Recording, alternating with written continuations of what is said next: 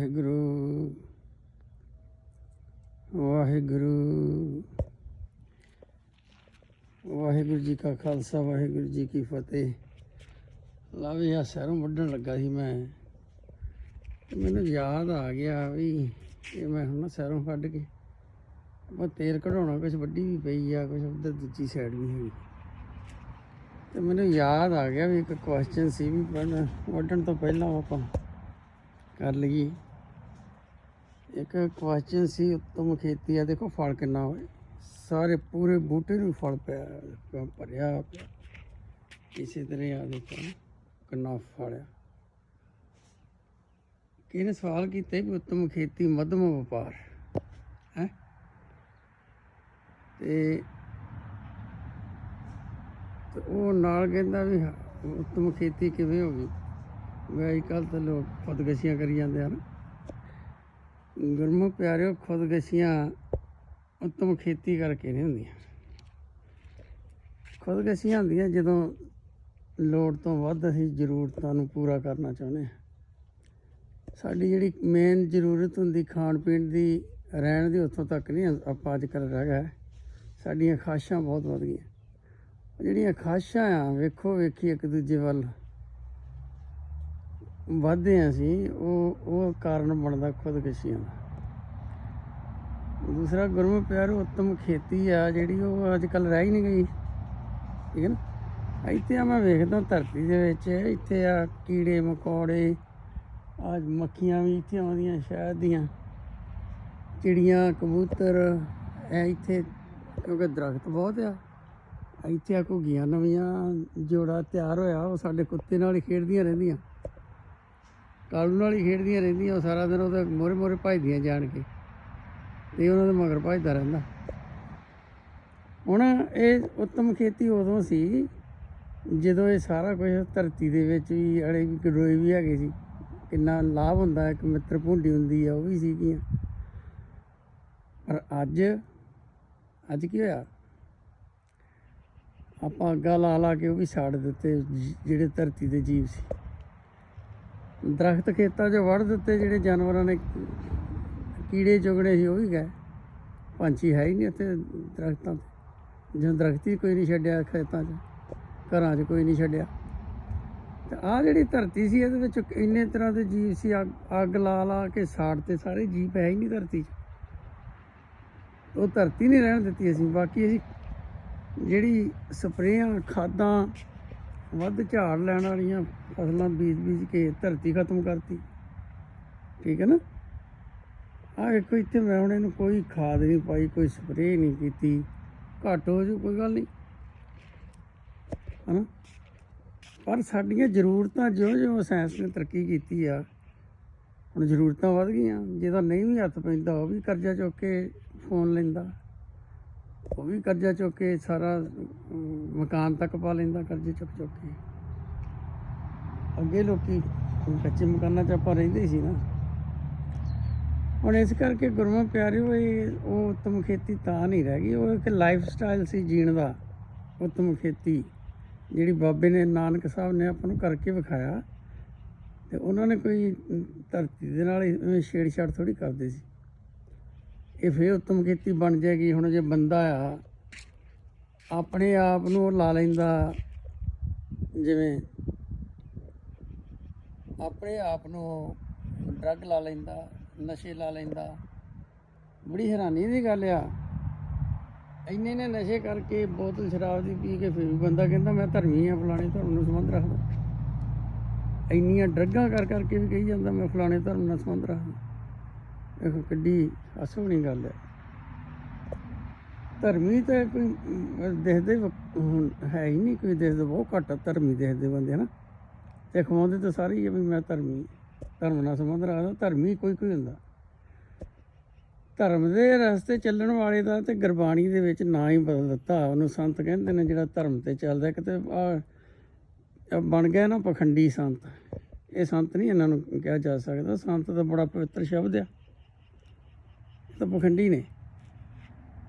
ਉਸ ਮਾਰਗ 'ਤੇ ਚੱਲਣ ਵਾਲੇ ਨੂੰ ਗੁਰਬਾਣੀ ਨੇ ਬੜਾ ਉੱਚਾ ਦਰਜਾ ਦਿੱਤਾ ਹੈ। ਉਹਨੂੰ ਸੰਤ ਆਖਿਆ। ਸੰਤ ਕਾ ਮਾਰਗ ਧਰਮ ਕੀ ਪੌੜੀ, ਕੋ ਵਡਭਾਗੀ ਪਾਏ। ਤੇ ਉਹ ਸਾਡੀ ਅੰਦਰਲੀ ਦੇਹ ਹੁੰਦੀ ਆ, ਜਿਹਨੇ ਦੇਹੀ ਗੁਪਤ ਵਿਦੇਹੀ ਦਿਸੈ। ਇਸ ਕਰਕੇ ਗੁਰਮੁਖੋ ਜੇ ਬੰਦਾ ਡੱਗਾ ਕਰਨ ਲੱਗ ਗਿਆ, ਉਹਦਾ ਸਰੀਰ ਦਾ ਸਤਿਆਨਾਸ਼ ਕਰ ਲੈਂਦਾ ਆਪੇ ਹੀ। ਘਰ ਦੇ ਜੰਗਲੇ ਲਾਲਾ ਵੇਚ ਲੈਂਦਾ ਆਪੇ ਬਣਾਏ ਹੱਥੀਂ। ਜੋ ਘਰ ਦੀ ਚੀਜ਼ ਉਹਦੀ ਵੇਚ ਕੇ ਆਪਣੇ ਉਹ ਨਸ਼ੇ ਦਾ ਕਰ ਕਰਕੇ ਤੇ ਸਰੀਰ ਦੇ ਕਰ ਲੈਂਦਾ ਸਤਿਆਨਾਸ਼। ਤੇ ਜੇ ਉਹੀ ਬੰਦਾ ਗੁਰਮੁਖ ਪਿਆਰਿਓ ਡਰੱਗ ਛੱਡ ਕੇ ਚੰਗੀ ਖੁਰਾਕ ਖਾਣ ਲੱਗ ਪਵੇ, ਚਿੱਟਾ ਛੱਡ ਕੇ, ਕਿਵੇਂ ਚਿੱਟਾ ਖਾਈ ਜਾਂਦਾ ਸਾਰਾ ਟੱਬਰ ਹੀ ਅੱਜ, ਛੱਡ ਕੇ ਚੰਗੀ ਖੁਰਾਕ ਖਾਣ ਲੱਗ ਪਏ ਤਾਂ ਉਹਦੇ ਸਰੀਰ ਨੂੰ ਉਦਣ ਤੋਂ ਹੀ ਤਾਕਤ ਮਿਲਣੀ ਸ਼ੁਰੂ ਹੋ ਜਾਂਦੀ ਹੈ, ਸਰੀਰ ਤੰਦਰੁਸਤ ਹੋਣਾ ਸ਼ੁਰੂ ਹੋ ਜਾਂਦਾ। ਆਓ ਜੇ ਉੱਤਮ ਖੇਤੀ ਫਿਰ ਕਰਨੀ ਆਪਾਂ ਤੇ ਧਰਤੀ ਨੂੰ ਤੰਦਰੁਸਤ ਕਰੀਏ। ਜਿੱਦਣ ਆਪਾਂ ਚ ਜ਼ਹਿਰਾ, ਹੁਣ ਕਿੰਨੇ ਲੋਕ ਨੇ ਜਿਹੜੇ ਬੀਜਦੇ ਨੇ ਫਸਲਾਂ, ਕਈਆਂ ਨੇ ਜੰਗਲ ਹੀ ਬਣਾ ਲਿਆ, ਉਹਨਾਂ ਨੂੰ ਵਿੱਚ ਹੀ ਉਹ ਸਬਜ਼ੀਆਂ ਲਾਈ ਜਾਂਦੇ, ਫਰੂਟ ਲਾਈ ਜਾਂਦੇ, ਵਿੱਚ ਹੀ ਕਣਕ ਬੀਜੀ ਜਾਂਦੇ ਆ। ਉਹਨਾਂ ਨੂੰ ਨਾ ਪਾਣੀ ਦੀ ਬਾਹਲੀ ਲੋੜ ਪੈਂਦੀ ਹੈ, ਨਾ ਖਾਦ ਦੀ, ਨਾ ਕਾਹੇ ਦੀ, ਨਾ ਉਹ ਗੋਡ ਦੇ ਕੱਢਦੇ ਹੀ ਆ ਘਾਹ। ਕਿੰਨੀਆਂ ਉਦਾਹਰਨਾਂ ਨੇ। ਅਤੇ ਉਹ ਫਸਲ ਜਿਹੜੀ ਆ ਜ਼ਮੀਨ ਆ, ਹੌਲੀ ਹੌਲੀ ਫਿਰ ਉੱਤਮ ਖੇਤੀ ਵਾਲੀ ਹੋ ਜਾਏਗੀ। ਜ਼ਮੀਨ ਨੂੰ ਅੱਜ ਜ਼ਹਿਰ ਪਾਉਣੀ ਛੱਡ ਦਈਏ, ਅੱਜ ਇਹਨੂੰ ਧਰਤੀ ਨੂੰ ਧਰਤੀ ਰਹਿਣ ਦਈਏ, ਠੀਕ ਹੈ ਨਾ। ਦਰਖਤ ਲਾਈਏ, ਵਾਤਾਵਰਨ ਸਹੀ ਹੋਵੇ, ਧਰਤੀ ਸਾਡੀ 2-3 ਸਾਲਾਂ 'ਚ ਠੀਕ ਹੋ ਜਾਊ ਅਤੇ ਸਾਡੀਆਂ ਆਉਣ ਵਾਲੀਆਂ ਨਸਲਾਂ ਇਹ ਖਾਣਗੇ ਧਰਤੀ ਦੇ ਵਿੱਚੋਂ, ਅਤੇ ਉਹ ਫਿਰ ਉਹੀ ਯੋਧੇ ਬਣ ਜਾਣਗੇ। ਹੁਣ ਇਹ ਖਾਦਾਂ ਵਾਲਾ ਅਸੀਂ ਖਵਾਵਾਂਗੇ ਬੱਚਿਆਂ ਨੂੰ, ਸਪਰੇਆਂ ਵਾਲਾ ਖਵਾਵਾਂਗੇ, ਜ਼ਹਿਰ ਖਵਾਵਾਂਗੇ ਬੱਚਿਆਂ ਨੂੰ। ਮੱਝਾਂ ਦਾ ਦੁੱਧ ਵਿੱਚ ਵੀ ਯੂਰੀਆ ਆਉਣ ਡਈ ਹੈ, ਅਤੇ ਇਹੋ ਜਿਹਾ ਦੁੱਧ ਤੋਂ ਅਸੀਂ ਚੰਗਾ ਦੁੱਧ ਸਾਨੂੰ ਬੱਚਿਆਂ ਨੂੰ ਮਿਲੇਗਾ, ਅਤੇ ਉਹ ਯੋਧੇ ਬਣਨਗੇ ਕਿ ਨਹੀਂ, ਫਿਰ ਉਹੀ ਤੰਦਰੁਸਤ ਲੋਕ ਹੋਣਗੇ ਕਿ ਨਹੀਂ, ਨਸਲਾਂ ਸਾਡੀਆਂ ਵੱਜਣਗੀਆਂ ਕਿ ਨਹੀਂ। ਅੱਜ ਵੇਖੋ ਕੱਲ੍ਹ ਦੇ ਜਥੇਦਾਰ ਦਾ ਬਿਆਨ ਆ ਬਈ ਔਰਤਾਂ ਸਾਡੀਆਂ ਨੇ ਪੰਜਾਬੀ, ਲੇਕਿਨ ਸੀਮਨ ਜਿਹੜਾ ਹੈ ਉਹ ਬਾਹਰਲੇ ਸੂਬਿਆਂ ਤੋਂ ਲਿਆਣ ਕੇ ਦਿੱਤਾ ਜਾਏ। ਉਹਦਾ ਕਾਰਨ ਕੀ ਹੈ ਕਿ ਚਿੱਟਾ ਪੀ ਲੋਕ ਖਤਮ ਹੋ ਗਏ ਨੇ। ਇਸ ਕਰਕੇ ਬੇਨਤੀ ਆ, ਦੇਖੋ ਆ ਗੋਭੀ ਮੈਂ ਇੱਕ ਵਾਰੀ ਖਾਧੀ, ਆ ਦੂਜੀ ਵਾਰੀ ਫੇਰ ਲਾਈ ਆ। ਵੇਖੋ ਗੋਭੀ ਇੰਨੇ ਦਿਨ ਗੋਭੀ ਹੋ ਜਾਂਦੀ, ਉਹ ਬੀ ਵਾਸਤੇ ਬਣ ਜਾਏਗੀ। ਇਹ ਤੋਂ ਮੈਂ ਖਾਧੀ ਵੀ ਆ, ਕਾਫੀ ਫੁੱਲ ਖਾ ਲਿਆ ਨੇ, ਵਿੱਚ ਬੰਦ ਗੋਭੀ ਵੀ। ਦੇਖੋ ਗੋਭੀ ਦੇ ਕਿਵੇਂ ਅੰਦਰ ਫੁੱਲ ਏਡੇ ਹੋਣਗੇ, ਹੈ ਨਾ। ਇਸ ਕਰਕੇ ਭਾਈ ਉੱਤਮ ਖੇਤੀ ਜੇ ਕਰਨੀ ਆ ਤਾਂ ਇਹਨੂੰ ਜ਼ਮੀਨ ਨੂੰ ਜ਼ਹਿਰ ਦੇਣੀ ਛੱਡੀਏ। ਇਹਨੂੰ ਜਿਹੋ ਜਿਹੀ ਮਾਲਕ ਨੇ ਬਣਾਈ, ਇੱਧਰ ਬਠਿੰਡੇ ਵੱਲ ਰੀਜਨ ਕੀ ਆ ਇੰਨੀ ਕੈਂਸਰ ਦਾ, ਇਹੀ ਰੀਜਨ ਆ ਕਿ ਨਰਮੇ ਨੂੰ ਬਹੁਤ ਜ਼ਿਆਦਾ ਅਸੀਂ ਸਪਰੇਆਂ ਕਰ ਕਰਕੇ ਜ਼ਮੀਨ ਖਤਮ ਕਰਤੀ, ਪਾਣੀ ਦਾ ਜਿਹੜਾ ਥੱਲਿਓਂ ਉਹ ਖਤਮ ਕਰ ਦਿੱਤਾ। ਕਿਉਂਕਿ ਪਾਣੀ ਤੋਂ ਬਿਨਾਂ ਕੋਈ ਵੀ ਜੀਵ ਨਹੀਂ ਰਹਿ ਸਕਦਾ। ਚਾਰੇ ਖਾਣੀਆਂ ਨੂੰ ਪਾਣੀ ਦੀ ਲੋੜ, ਅਤੇ ਚਾਰੇ ਖਾਣੀਆਂ ਪਾਣੀ ਦੇ ਨਾਲ ਉੱਥੋਂ ਖਤਮ ਹੋ ਜਾਣਗੀਆਂ, ਠੀਕ ਹੈ ਨਾ। ਇਸ ਕਰਕੇ ਮਾਲਕ ਦੇ ਹੁਕਮ ਚਾਹੀਏ। ਇਹ ਸਾਨੂੰ ਜਿਹੜਾ ਖੇਲ ਹੈ, ਜਿਹੜਾ ਅਸੀਂ ਨਹੀਂ ਸਮਝਦੇ ਤ੍ਰੈ ਗੁਣ ਮਾਇਆ ਦਾ ਅਤੇ ਚੌਥੇ ਪਦ ਦਾ, ਉਹ ਸਮਝੀਏ।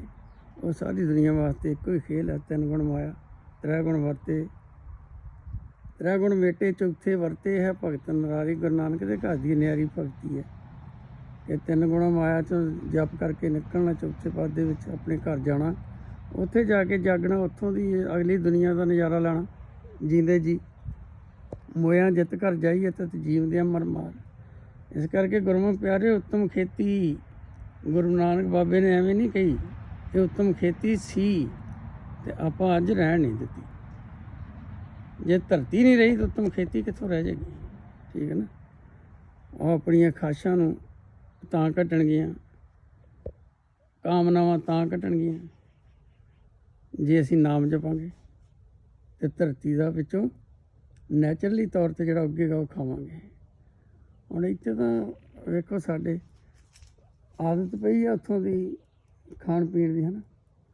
ਇਸ ਕਰਕੇ ਆਪਾਂ ਆਹ ਦੇਖੋ ਦਰਖਤ ਵੀ ਕਿੰਨਾ ਲਾਇਆ ਘਰ ਦੇ ਵਿੱਚ, ਉੱਧਰ ਫਰੂਟ ਵਾਲੇ ਵੀ ਹੈ, ਅਤੇ ਇਹ ਆਪਾਂ ਆਪਣੀਆਂ ਸਬਜ਼ੀ ਭਾਜੀ ਵਾਸਤੇ ਵੀ ਰੱਖੀ ਹੈ।